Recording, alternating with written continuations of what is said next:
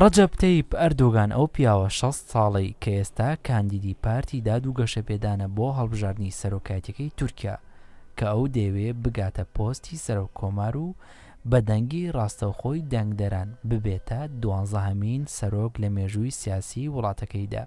لە میانەی بانگەشەی هەڵبژاردننی سەرۆکایەتیەکەیدا ڕۆژی شەممە ڕەجەب تەیب ئەردۆغان بە جلوبەرگی وەرزشیەوە لەناو گۆڕەپانی یاریگایەک لە شاری ئیستانبول دەرکەوت، بەڵام دەرکەوتنی ئەم یاریزانە جیاواز بوو لە دەرکەوتنی ئەو یاریزانانەی بە بۆندە گرانبەهاکان لە ناو یاریگاکان دەناسران بە جەماوەر و بە هەوادارانیان.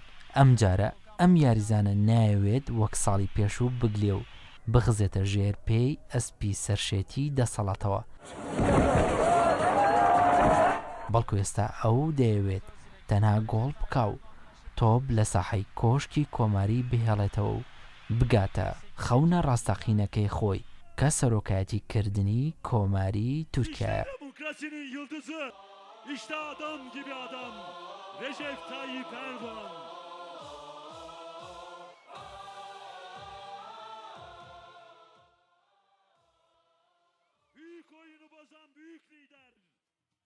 Türkiye sevdalı, milletimizin hizmetkarı, Başbakanımız Recep Tayyip Erdoğan.